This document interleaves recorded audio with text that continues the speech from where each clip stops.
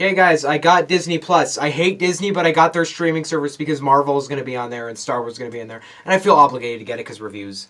And yes, I said I was done with live action remake reviews, but I'm reviewing Lady and the Tramp 1 because I reacted to the trailer, and 2, I can watch it for free whenever I want. So I watched Lady and the Tramp. First thing I'm watching Disney Plus. I still haven't watched Mandalorian episode 1 because I just haven't had time with that. I want to watch Lady and the Tramp first. Okay, let's. Because I wanted to see how horrible it was, and we'll talk about it. I have a very biased against these things. Here comes the money. Here we go. Money talk. Here comes the money. Money, money, money. Dollar, dollar. Dollar, dollar. Lady and the motherfucking Tramp. Everybody sat there and said we should remake that movie. That's the one that one's really outdated. It's not like a remake of no Disney movie deserves a remake. Not a single Disney movie should ever be remade. I'm so sick of these. So Lady and the Tramp is the newest addition to the freaking Disney live action remakes. I have made an emphasis so hard that I hate. There's nothing like in the movie industry. There are very few things I hate more than the live action remake craze, because there are films I hate more than The Lion King and Aladdin. But very few of them are constant. Like, these films constantly make millions of dollars, and they're constantly coming out. Lion King is one of the most successful ones of all time, which is genuinely disgusting. I can't look at the box office. I can't look at the most successful one in 2019, because it's up there. And every single time I see it, I think, God, what happened? I don't like live-action remakes. I can just know that. And so I only watched this because I thought it's on the streaming service. I can watch it for free. And yeah, thus far, nobody's really watched it, so I don't really think this thing's going to do well at all. The streaming service has done well, but I don't think anybody's going to watch this film at all. But I went into this thing with some of the lowest expectations I have this year. There are very few films because I watched this on my phone. I was like about to play, and I was like, I'm gonna hate everything about this movie. Because I hate everything about live action remakes. I hate the concept. I hate the idea of just remaking an animated film with live action. They're totally useless. There's no creativity within it. It's just genuine lazy garbage. And we've already had enough of them. So I'm just sick of it. And I'm happy that they're putting it on the streaming service because less people will watch it then. And it won't make $1 billion. Okay, we'll get into the movie. Okay, first thing I'll say is that the acting in this film is subpar. It's like, the live-action remake acting usually isn't really terrible. There are some really bad performances in these movies. Actually, Lion King had a lot of really terrible performances. But if we look at Aladdin, which this film's not as comparable to The Lion King, because that film's an animated movie, basically. The Aladdin has a lot more, there's Jafar's performance sucks, it's awful. And there are performances that suck in these films. But this film, no performance stuck out to me besides Tessa Thompson as Lady. That's really bad casting. She does not fit Lady at all. She doesn't fit the personality of the Lady. The only reason she's in that role is because she's a popular actress nowadays. There are way better actresses you could choose, but nope. Lady's the one you have. Tessa Thompson's one you have to choose. None of the other acting stood out to me. Jim Deere and Darling weren't very good either. They didn't have great performances, and there were a lot of lines that they said I was like, that's kind of stupid. But other than that, yeah, there was no strong performances in this film, honestly. Yeah, and let's talk about the animation. So this film, as a live action remake should, you gotta make the dogs talk, So the animation, so they put CGI faces over these dogs. It looks 100% awful. Every single time I saw it, I felt really uncomfortable. There's so many scenes of Lady and the Tramp just talking, and their CGI faces completely ruin the scene. There's no emotion being conveyed, because first of all, there's no emotion radiating from a dog. There can be mild emotion, but not nearly as much as I can express. I look mad right now. I look happy right now. You can get that really easily. But with a dog, there are barely any emotions that dog's going to show. And don't get at me with, but dogs actually show emotion. No, dogs are stupid. You could say that they're smarter than most creatures, but comparatively to humans, dogs know nothing. And they don't show any personality. In this film, it's very apparent that you can't show any personality with a dog. It's the same thing The Lion King did. CGIing animals, there's no personality radiating off an animal. There really isn't any, unless you actually know the animal and can, touch it. I don't get any personality radiating from my cat. He's a freaking cat. I'm actually going to go get him. I'm going to show you that there's no personality on him. Okay, all you cat lovers are going to hate me, but give me one emotion that this guy is feeling right now, okay? Look at the camera, little guy. No, don't look at me. Look at the camera. What emotion is he feeling? Give me one emotion Bentley is feeling right now. Like, look at him. Do you see any emotion? No, he looks tired. Because you are tired.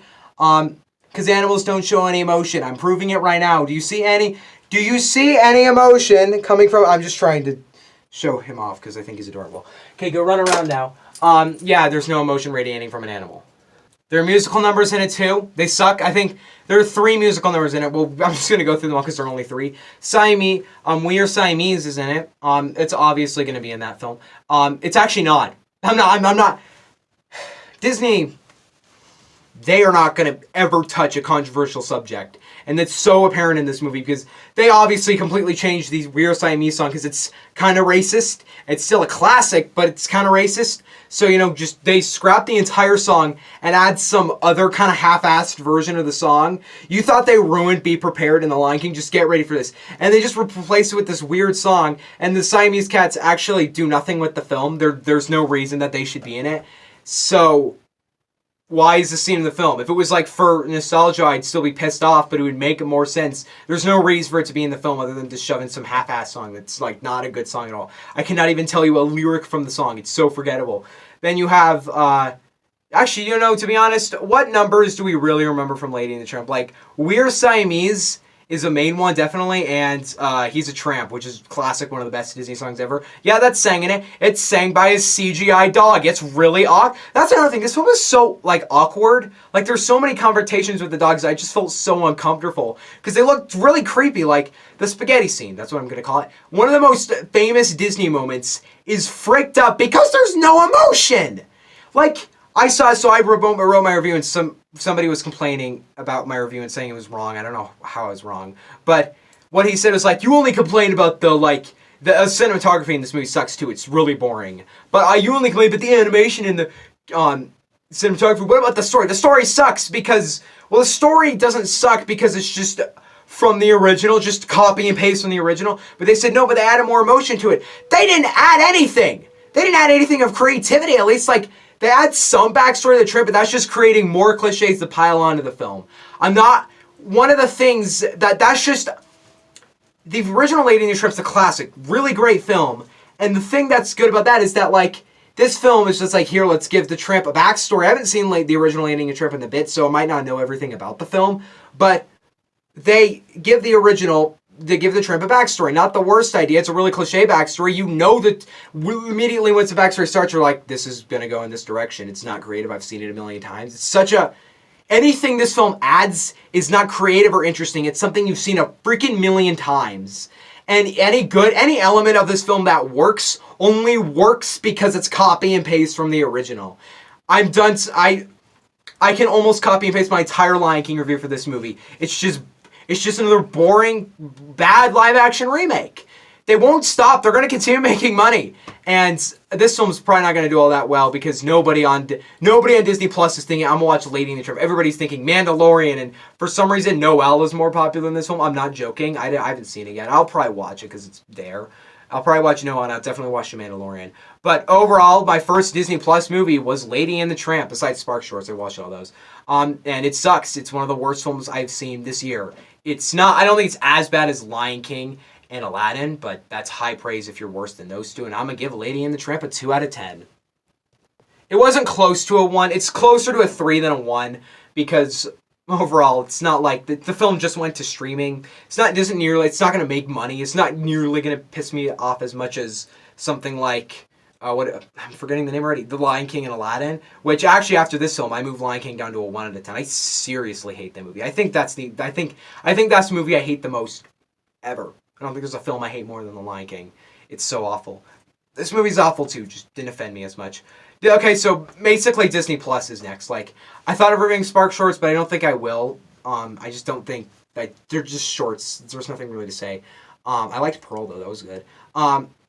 But I will be reviewing Mandalorian Episode 1 tomorrow. I don't know if they're premiering Episode 2 on Friday, but I'll definitely review Episode 1 tomorrow. I'll do a review for that, then I'll do Episode 2 tomorrow day. This is interesting. I'm actually going to get to review each episode as it comes. And I'm going to watch every episode. I hopefully will not be late to any episodes. But other than that, yeah, I'm really excited to watch Mandalorian. I've been waiting for this for months. Then there is Noelle, which I probably will watch because it's there and it has... Bill Hader in it, so why not? It's there. I might watch that tonight, actually, because I have time. Yeah, well, I'll watch some things. I'll get Disney Plus reviews out soon.